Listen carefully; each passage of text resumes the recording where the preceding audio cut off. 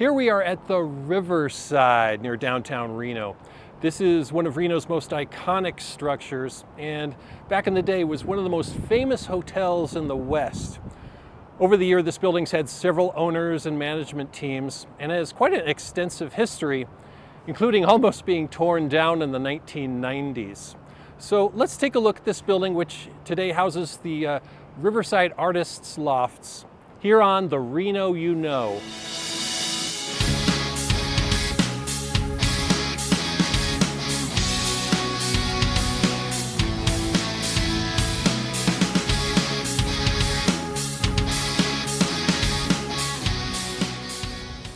The land where the Riverside sits is essentially the birthplace of Reno.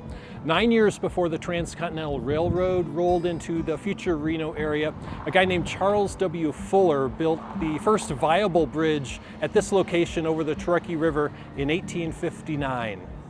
Flooding washed away that log bridge, and he rebuilt in 1861, and in that same year sold the bridge and the location to Myron C. Lake, one of the founding fathers of Reno.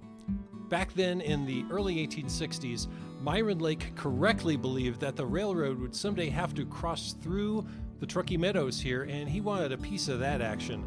Over time, he became fairly well off due to the bridge tolls that he collected, and he hit the big time after the Comstock lode was discovered in Virginia City. All those future miners, all their gear, all of their animals, if they needed to cross the Truckee River to get to Virginia City, they had to pay out Myron Lake, who bought up more property to add to his crossing, which then hosted the hotel, the Lake House. It was Myron Lake that deeded 400 acres to Charles Crocker of the Central Pacific Railroad, which Crocker subdivided into the first plat of the new town of Reno. Later in 1880, a man named William Thompson purchased the property here with its wooden hotel building and renamed it the Riverside.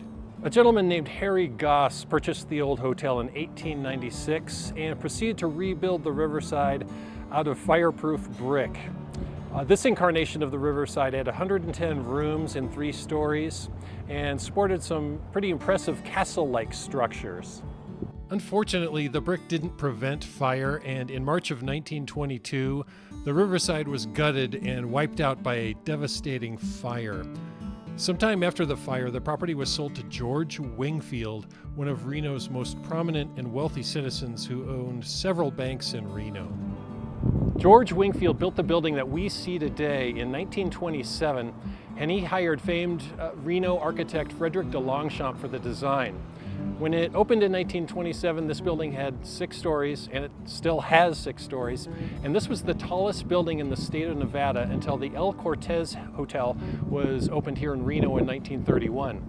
And also in 1931, gambling was legalized in Nevada, and George Wingfield became the licensee here. And he ran the gaming until 1933, when he started farming it out with a lease to several other individuals. In these early years, the Riverside became Reno's most popular hotel, and rich and famous guests came during the height of Reno's divorce trade. Reporters from the Associated Press and other news organizations would hang out in the lobby looking for stories on celebrities staying there. The Riverside survived the World War II years, and in 1949, the gaming lease was turned over to a fellow named Mert Wertimer and a couple partners. In the 1920s, Mert Wertimer was the boss of the Chesterfield Syndicate, a part of Detroit, Michigan's underworld that operated illegal gambling activities.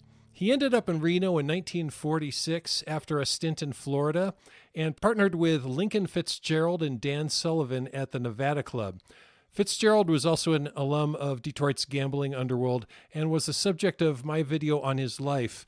I'll leave a link to that in the description below. After running the gaming at the Riverside starting in 1949, Mert Wertimer and his brother Lou and a couple of other investors bought out George Wingfield for $4 million in 1955. And also on Mert Wertimer's watch, big-name entertainers started to play at the Riverside, and they also started to play at other hotel casinos like the Mapes and the Golden and Harold's Club, bringing big-name entertainers to this little town. Reno became the veritable entertainment capital of the world from the 1940s until the 1960s. Some of the entertainers who played here were Sammy Davis Jr., Jimmy Durante, Louis Armstrong, Rowan and Martin, Nat King Cole, K-Star, and Frank Sinatra. One of the many divorcees headed to Reno for the cure, Frank Sinatra actually lived here at the Riverside for a couple of weeks in the summer of 1951 to fulfill his residency requirement so he could divorce his then-wife Nancy and so he could marry Ava Gardner. He would perform several times while he was a resident here at the Riverside. He and Ava Gardner then relocated to Las Vegas after those couple of weeks so he could take another gig there, and he completed his residency and got his divorce in Las Vegas. In 1950, an addition was put onto the 1920s building to the west of the old building, and the location of this behind me is now the location of the Eddy, which is a popular local outdoor watering hole.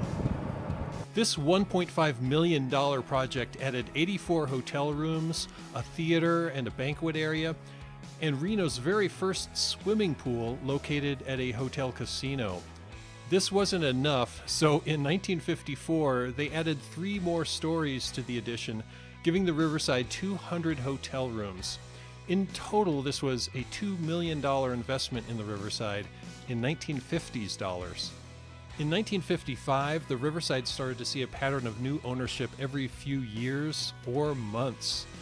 In 1958, the Krummer Corporation purchased it for just under $5 million from the Wertimers, and the Wertimers took back a 10-year lease on the gaming and entertainment parts of the business.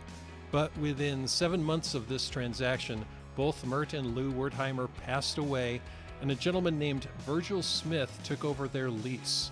Virgil Smith then purchased the whole thing from Krummer for $5 million, but his ownership only lasted until 1960 when he sold out to a group of investors. Then for a third time in the space of less than a year, the Riverside was sold again, this time to Bill Miller, who previously operated gaming in Las Vegas at the Dunes, the Sahara, the Last Frontier, and the International.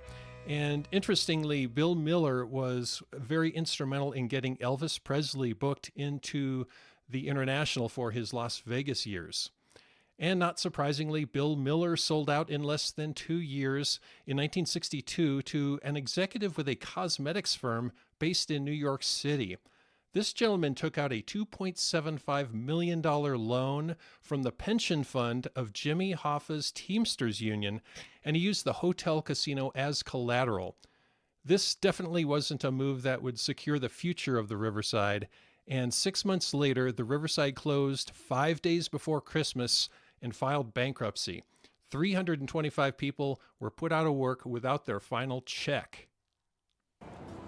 The years from 1963 until 1971 saw several other sets of owners and management teams come and go, and there were various other closures and reopenings for various reasons. And then in 1971, a really cool lady named Jessie Beck, who had years of casino experience at Harold's Club, purchased the Riverside for $3 million. She became known as Reno's gambling grandma, and she was very hands-on in the business, oftentimes dealing some of the games herself for hours on end. She spent a lot of money and time supporting U.S. servicemen around the world and in Vietnam, so much so that the Defense Department gave her the Award of Merit, its highest honor for a civilian, in 1968. And in 1969, she was made a Distinguished Nevadan by the governor. Jessie Beck passed away in 1987 at the age of 83. There is an elementary school here in Reno named in her honor. Enter Bill Hera and the three-way sale. In the late 1970s, Hera's needed the property that was occupied by the old Overland Hotel for expansion, and the old Overland Hotel used to occupy the space that is now occupied by the old Hera's parking garage.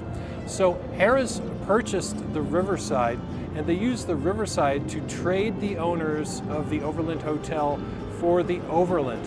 And this was win-win for everybody involved. Hera's got the property they needed to expand, Jessie Beck got to retire, and a dude named Pick Hobson, who was the gaming licensee at the Overland, he got to continue his gaming operation, his gaming career at the Riverside. Pick Hobson had a 50-year career in Reno gaming and had the adoration of his employees and the community. Pick ran it until 1987, when too much debt compounded with a declining business forced him to close. So what we're looking back at today is the Riverside Artists Lofts. In 1997, the city got into it with yet another owner, and the city was finally able to take possession. And a developer was retained to convert the old building into the artist loft model, and it was also supposed to contain restaurants and retail. In 1998, the entirety of the 1950s addition was torn down, leaving pretty much the 1927 structure intact. So the view that we have here today from the Arlington Street Bridge is pretty much the same as locals had here in the 1930s. As of this filming, the Riverside is home to the Wild River Grill and an art gallery. Today, the Riverside is listed on the National Register of Historic Places and is still one of the most recognized and loved buildings in Reno. Okay, today we are finishing up our episode at the Eddy. The Eddy is located in that property that used to contain the 1950 expansion, and that was taken down in the late 1990s. And the Eddy is, if you're not familiar with it, a cool watering hole in Reno that is made of shipping containers. They use repurposed shipping containers. There's 3 or 4 bars here, cornhole games. It's a pretty lively place on most afternoons and evenings. And I am filming this segment here at the very back corner, as far back as I can get into the corner of the Eddy. Why? Because Led Zeppelin's Kashmir is playing over the PA, and if I let that get too loud in my video, then the YouTube system will pick it up and will say, hey, you're using Led Zeppelin as your background music. That's a copyright infringement. So I don't want any part of that. So I have to be kind of careful as I film these. Today we're finishing up with a Trumer Pilsner. This is a German style beer, of course, and Trumer is located in Berkeley, California. So I've got a nice cool California beer to slake my hot Nevada thirst today. I appreciate you hanging out. If you haven't subscribed yet, would you please click the little subscribe button? And also if you would click that little like button. The YouTube algorithm loves it when you click the like button. Just lets the video be seen by more people. And so, as Harold S. Smith Sr. of Harold's Club always said, I'm with you. Cheers. Ending take 2. Oh shit. The land on which the Riverside sits is essentially the birthplace of Reno.